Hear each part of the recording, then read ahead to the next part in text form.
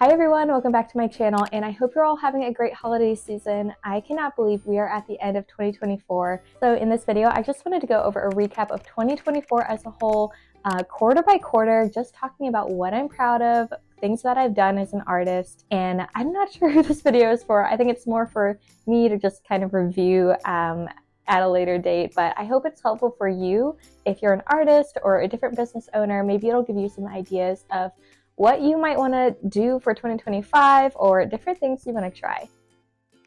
And this is my neighbor's cat. His name is Tom Tom, and he just walked up to my room. And I'm going to have a different video that I'm going to release early next year that I want to talk about specific goals that I'm going to try out for 2025 and just how I can help you in making your own goals. So be on the lookout for that. So let's go ahead and jump into this video, and like I said, I want to go by quarter, so let's start with January through March. Anyway, here's some things that I did during those 3 months that I am proud of. So in January, I worked with a dream client of mine.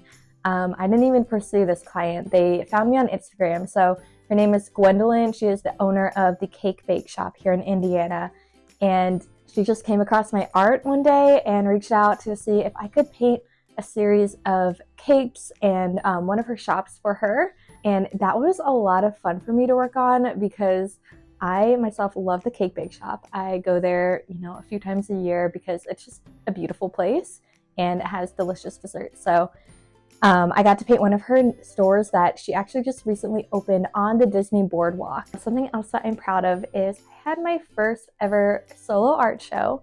And, I started off humbly. This was a small coffee shop, and they reached out to me on Instagram in 2023 asking if I would do this. So basically, I just hung up about 40 or so pieces of my art around this coffee shop, and customers had the opportunity to look at those and purchase one if they wanted.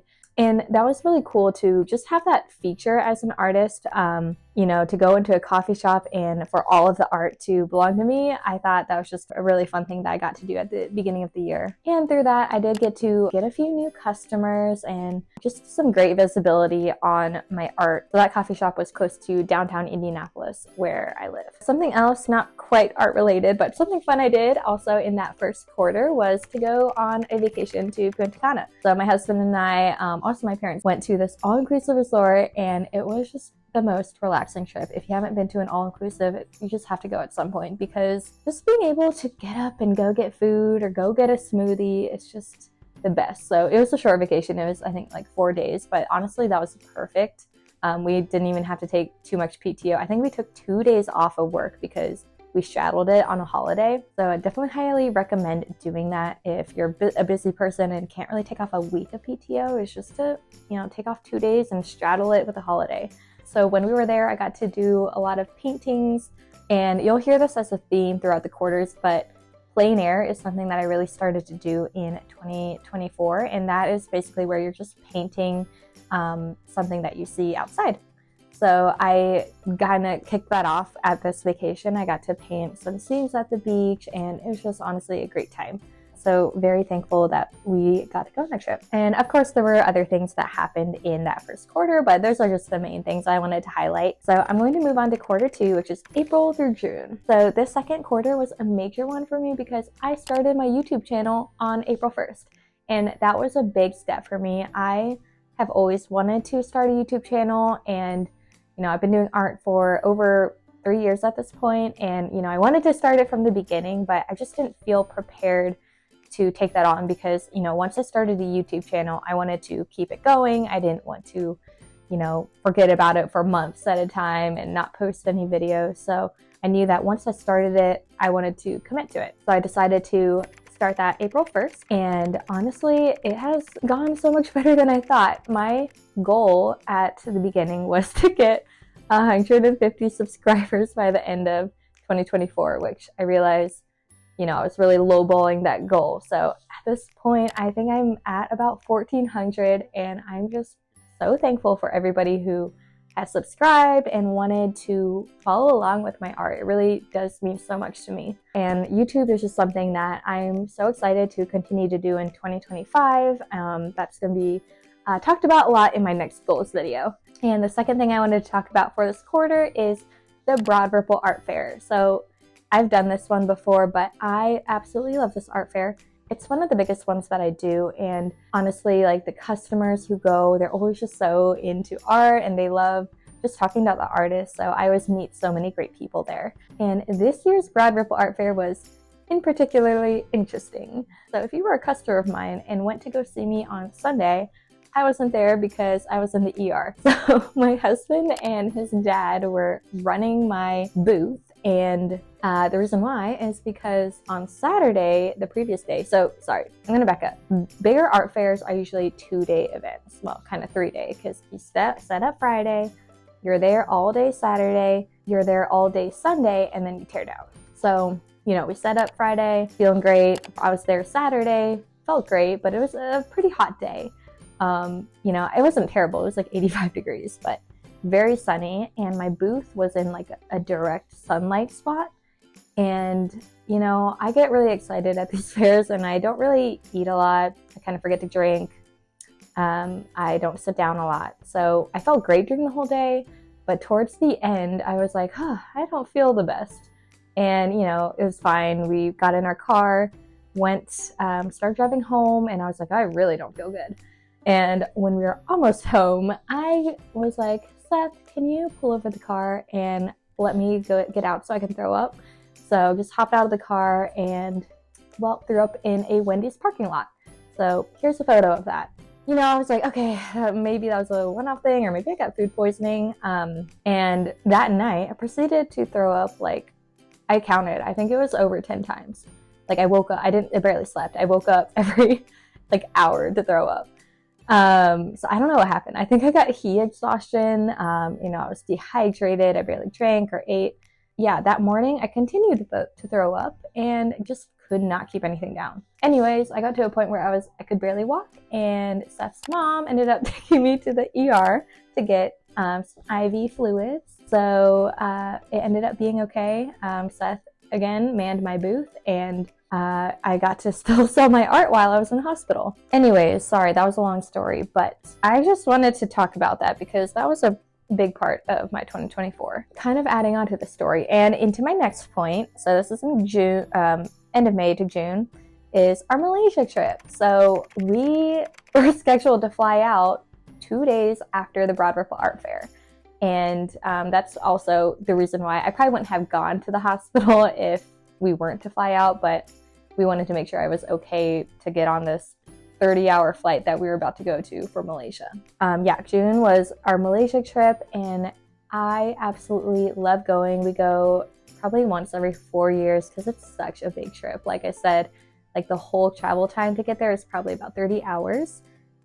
So it can be a little taxing to be on a plane for that long, but it was just so much fun to go because my sister and brother-in-law went, my parents went, and we wanted to go to, you know, see my grandma and grandpa who we don't see very often, and all of my cousins and aunts who live there. So while we were there, I again got to practice a little bit more plein air painting, and it's just so fun, you know, how different parts of this earth are so different. Like my Indiana scenes are just so different from what I saw in Malaysia. So it was really fun to be able to practice painting those different areas. So Malaysia was great, and I also filmed a little vlog kind of just documenting the whole trip, so you can go check that out. It's on my YouTube channel under my vlogs section. So just a fun trip overall. And the last thing I want to talk about for my April through June is live wedding paintings. So that's also a theme throughout this year, is I did so many more live wedding paintings than I did the previous year. And it's just something that is continuing to grow. I've already exceeded my bookings in 2025 compared to 2024. So it's just something that I'm really excited about in my art business. So in April, I did 2 live wedding paintings and 1 in June. And those were all 3 just great opportunities to grow in my skill set. I just love how every wedding is so different. You know, even I have painted, you know, the same venue a couple times, but it's still so cool to be able to go there and maybe paint a different scene. So yeah, I just honestly, I'm pretty proud of myself for being able to grow in this area, because I used to refuse to do these, and now it's a big part of my art business. And I'm really thankful for all the brides and grooms who trust me to be there and capture them on canvas, because it's an investment and there's just so many great artists out there. So I'm always just really thankful when I get booked with anybody. That's all I'm going to say for April through June. Again, there's so many things that happened. All right, let's move on to quarter 3, which is July through September. And the first thing I'll talk about is the Indiana State Fair. So I have participated in submitting a piece of art in the State Fair for the past 2 years. 2022 is my first. And the first year, I didn't sell anything, which is totally fine. I don't really expect to sell anything at these, but it's cool when you do. The 2023, I sold, I think, 2 pieces, which was really exciting. And this year in 2024, I sold 6 pieces out of the 9 that I entered. So that was really exciting for me and just really cool because, you know, this is something, it's not like an art fair where they get to meet you and, you know, form that connection and then buy your art. These are total strangers that just see your art hung up and decide that they like it. So honestly, it was just, I was so thankful for everybody who bought a piece of art or just got to go out and see it. I can't wait to enter more pieces into the 2025 State Fair. Speaking of exhibitions, that is something that I want to get more into in 2025. Again, I'm going to talk about this in my goals video, but because I love doing the State Fair so much, and that's really the only art exhibit that I enter any pieces into, so I'm hoping to find more things like that I can enter in next year. Second thing I'm going to talk about for my quarter 3 is the Penrod Art Fair. This is another big art fair similar to the Broad Ripple one that I talked about earlier. I was just so proud to do it this year because last year, actually, I think the previous 2 years, I applied for it and did not get in. So this was one that I was just so happy to receive that confirmation letter that I got accepted into doing it. And the sales at that one exceeded any other art fair that I've been to. So I was just really proud of that one. And that one is also a one-day art fair, which is a little bit more unusual for these larger ones. And the fact that I was able to still exceed my sales was really cool. Okay, and then the last thing I want to talk about for July through September is Caramel on Canvas. So that was an event that I participated in September. And that's the first time, you know, I did something like this. Basically, it's called a plein air paint out, where just a group of artists, they go to compete. They'll, you know, can go anywhere within like a certain radius and paint whatever they want. And then you submit your piece to be judged, and, you know, people can buy it if they want. So my friend who's an artist asked me if I wanted to come paint with her for this, and I was like, yes. I hadn't heard of it, so I was thankful she told me about it. And it was just a lot of fun. Wanted to just like spend time with her and paint together, but it was also just fun to practice more of that plein air. And my art won a merit award, so that was really fun to just see that, because I've never competed in any type of plein air art competition. Looking to do more of those next year as well. All right, that's a wrap on quarter 3, so let's move on to our last quarter, which we're currently still in. But going through October to December, some things I want to point out. In October, I did a branding shoot. These are some of the shots that I got. Well, actually, my husband was a photographer for this. So we basically just booked out a studio for like 4 hours to take these photos. I think they turned out great. And basically, I'm using them to be a part of a big launch that I'm doing next year. February 3rd, 2025, I have a huge announcement coming for my art business. And I'm going to use these shots for part of that. So yeah, be on the lookout for that announcement. But this branding shoot was kind of just getting me really excited for that announcement.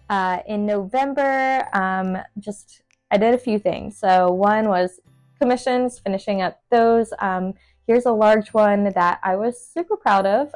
It's one of my bigger watercolor commissions that I've done. Usually the watercolor commissions I do are like 8x10. This one was like 17x20, so pretty big for watercolor, and I was really proud of how it turned out. Also in November/December, which we're currently in, I worked so hard on this 25 days of Christmas watercolor challenge. So basically, my plan was to create a reel, like a tutorial reel, of a little Christmas illustration for each day in December leading up to Christmas. So that's 25 videos total. So I started filming these in November because I was like, I don't trust myself to like actually do these in real time in December. I'm like, that's going to be too hard and stressful, and I'm not trying to be stressed during the holidays. So I started this in November, and yeah, it's going on right now. So I'm just posting a reel on like all my platforms, Instagram, YouTube, TikTok, and it's been really cool to see other artists jump in on the challenge with me. I didn't think that anyone would join with me, so it's been really encouraging to see all of the just excitement and participation from others. Yeah, so if you haven't seen what's going on with those, go ahead and go to my Instagram or here on YouTube and check them out. So that just wraps up the whole year and all of the accomplishments and things I wanted to talk about. So I hope that this gives you a little bit of encouragement to pursue things that you maybe never thought you would do, or things that you want to try, like my YouTube. It's just something that I've been wanting to try for a long time, and finally took that leap of faith this year. And it's, been really encouraging to me to see people actually watching my videos. So I really hope that this video just gives you a little bit of encouragement. So this is going to be my last video of 2024, but I have so many big things coming in 2025. I'm going to release a goals video, on the 1st or 2nd of January. So be on the lookout for that. And that's just going to be me talking about my goals for the year, and just in general, best practices on making goals. And hopefully that will help you get excited and ready to make your own goals for the year. So to prepare for that, let me know if you have any questions in the comments below on your own goals and maybe how to create them. And I'd be happy to answer them in the next video. And something else that you can be on the lookout for is on February 3rd, 2025, I have a big announcement. So I'm going to be posting a video on that day as to what it is. But if you made it to this far in the video, just thank you for listening to me ramble about my year. It's just something that I think everyone should do, is to look back at your year and count your blessings, see what you're proud of. I honestly forgot about a lot of the things that I talked about until I wrote them down when I was getting ready for this video, to make this video. I was like, wow, I actually did a lot this year, and I know you did too. So my challenge to you is, after this video, is to go write down 10 things that you're proud of this year. And with that, happy end of 2024, everybody. I can't wait to see you in the new year.